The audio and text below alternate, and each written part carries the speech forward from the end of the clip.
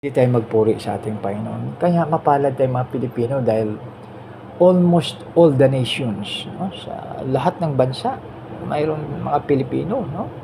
So kaya napakapalad tayong mga Pilipino, no? So napakalaking tulong, no? Dahil halimbawa doon sila sa ibang bansa, no? Dito nagpapadala ng dollar sa atin, no? So kaya mga kaibigan, no? Napakaganda, no? Napakabuti na huwag natin kalimutan sa paggising natin sa umaga, no? O kaya mayroong isang busy na tao, no? So sabi niya, alam mo, wala na akong panahon mag-pray. Alam mo, pag naglalakad ako papunta opisina, nagpe-pray daw siya. So ang malaga doon, nagpe-prayer siya, no? So subalit pag may pagkakataon, mga kaibigan, sa ating paggising, aawit tayo ng awit na papuri, awit na pagsamba, awit na papasalamat, tapos prayer, no? So kaya napakaganda pag ganun po na magiging ugali na tayo. So mayroon naman na kumakanta siya habang nagda-drive, no?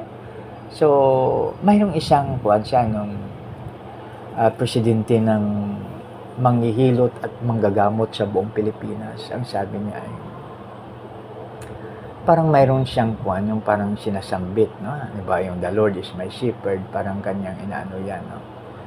Na iingatan siya, no? So ano ba sabi niya, iingatan ako ni Lord sa aking paglalakbay, no? God is my shepherd, parang ganun yung ano niya, no? So parang may chanting siya, no? Di ba yung mga nagja-jogging, may chanting, so yun ang kanya. So yan, so dito ang lahat ng bansa na nilang lalapit sa iyo magbigay galang, sila ay magpupuri sa iyong pangalan. Sa 10, pagkat ikaw lamang ang Diyos na dakila, na anumang gawin ay kahanga-hanga. So of course, no, ang gawa ng ating Panginoon ay hindi basta-basta kahanga-hanga yan. Kaya mga kaibigan, no, ang ating Panginoon ay napakabuti at napakadakila, no? Kaya huwag tayong mag-worry kung ano man yung ating mga pangailangan sa ating buhay, dahil our God is the greatest provider. So dito man, ang kalooban mo ituro sa akin, at tapat ang puso ko na ito'y sundin. Turo ang maglingkod ng buong taimtim, no? So dito mga kaibigan, napakaganda magkaroon tayo ng pusong tapat, no? Na magsunod sa ating Panginoon at maglingkod ng buong taimtim, no? So kaya sa ating paglilingkod, kung may trabaho tayo, taimtim tayo, buong puso at buong isip na paglilingkod natin, no? So ibig sabihin na halimbawa tayo ay empleyado, so siyempre i-pray natin yung ating employer, i-pray natin yung ating makasamahan, no? Na mas maganda to be a blessing sa workplace, no? Tapos yung mga kaibigan, no, maging pagpapala rin tayo sa ating mga kapitbahay. So of course, siyempre sa ating pamilya, no, na all the members of the family is a blessing to each other. Then after that, so pag blessings na sa bawat isa, so doon naman po sa kapitbahay. Then after that, sa community, no? Di ba napakaganda yung ganun mga kaibigan? Pag yan po ang ating gagawin, no? Napakaganda, no? So dito na tayo sa 12. O Panginoong Diyos, buong puso ilaan, purihin kita magpakailanman at ihayag ko ang iyong kadakilaan. So dito, na sabi ko na po kanina na dapat magkaroon tayo ng sharing, no? So napakaganda mga kaibigan, diba? Bisita tayo sa ating kaibigan, instead na pag-usapan natin ang buhay ng may buhay, pag-usapan natin ang tungkol sa Psalms, no? So tulad nito, no, yung buhay ni Haring David, buhay ni Solomon, buhay ni ganito ganyan, no? Napakalaking tulong po sa atin, no? So natutuwa ako, naalaala ko ulit yung aking Tito Mering, no? So sa amin, no, doon sa tindahan, di ba, alam mo, pag halimbawa sa baryo tayo, so may mga tindahan na napalibutan ng punong kahoy, no? So ibig sabihin malilim, tapos may mga bangko siya doon. So ngayon mga kaibigan, kanyang inaano yun, kanyang pinapaupo kami doon at kami nakikinig at iniipon niya kami, at saka magkwento siya, at saka mayroon siyang gift sa storytelling, no? Napakaganda yung kanyang storytelling. Tapos hindi lang mga bata tinatawag niya, pati yung mga kasama niyang mga kaedad niya, no? So ibig sabihin niya na sharing. i-share natin, no? So halimbawa na kahit isang verse lang, halimbawa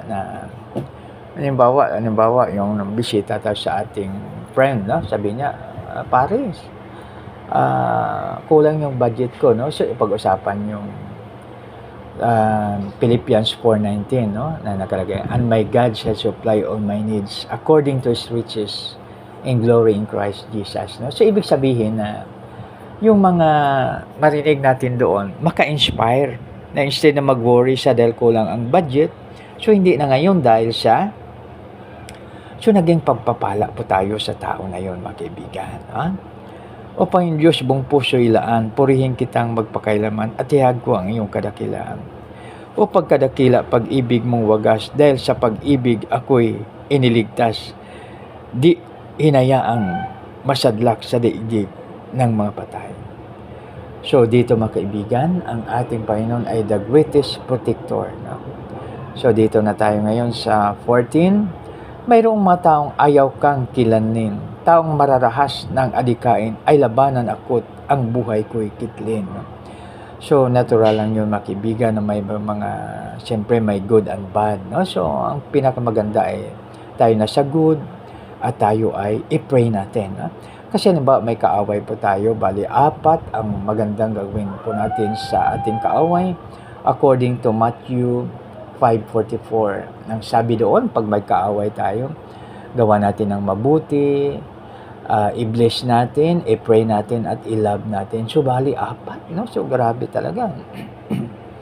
Pero pag gagawin natin yan,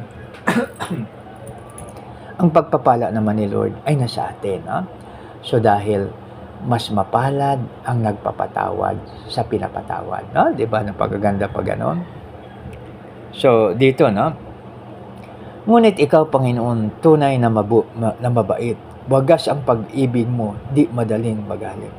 Lubhang mabagit, banayad, magalit, no? So si Lord ay slow to anger, no? Halimbawa magalit man siya, ito ay pansamantala lamang, subalit ang wagas na pag-ibig niya ay magpakailanman. Pansinin mo ako iyong kahabagan, iligtas mo ako at bigyan kalakasan, pagkat ako'y lingkod mo na tulad ng aking nanay. So dito mga kaibigan, sa ating nabasa, nabanggit ang nanay, no? So kasi malaki ang role ng nanay. Kasi halimbawa, no, biro mo yan, no, sa 9 months pag halimbawa, kasi may psychological lines, no? Discipline a child 20 years before his birth, no? So ibig sabihin niya na halimbawa yung mga youth, kasi di ba kahit si Rizal sabi niya, no? So the youth is the hope of our nation, no? Ang kabataan ay ang pag-asa ng ating bayan. So kaya dapat makarinig ng wonderful words of God yung mga bata, no? Kasi sila yung future natin. Kaya napakaganda na magkaroon ng wonderful words of life, no? So kaya mayroong tanong minsan sa Facebook, no? So sabi niya, payag ka ba na ang wonderful words of life ay babasahin na sa school, no? So sa atin sa bansang Pilipinas, mayroon na, no? Pero minsan sa ibang bansa nakalagay doon na, so pinapabasa nila yung mga prisoners ng Word of God. Pero sabi ng isang commentator doon, sana sa school para hindi sila mapunta sa prison cell. So tama naman siya, no? So ganun po mga kaibigan, no? So napakalaga ang wonderful words of life. Pansinin mo ako, iyong kahabagan, iligtas mo ako at bigyan kalakasan, pagkat ako'y lingkod mo na tulad ng aking nanay, no? So sa mga nanay, dapat ang mga nanay ma-educate talaga, no?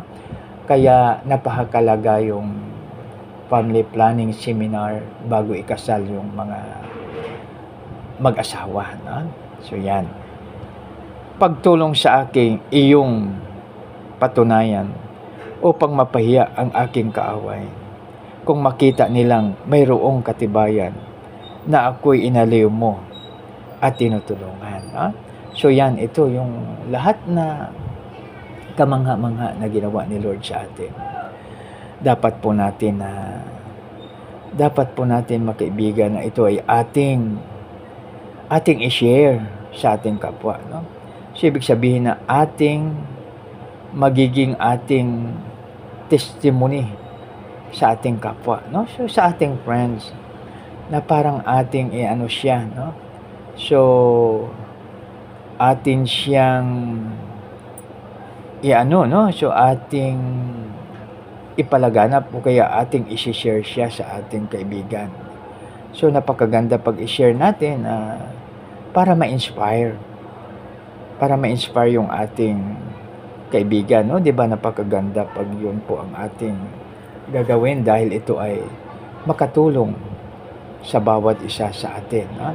So, napakaganda magkaibigan pag yun ang gagawin natin, kaya atin siyang i-share, no? Huwag tayong mahiyang ma-share, no? So, pag yan po ang gagawin natin, napakaganda, no? Dahil ito ay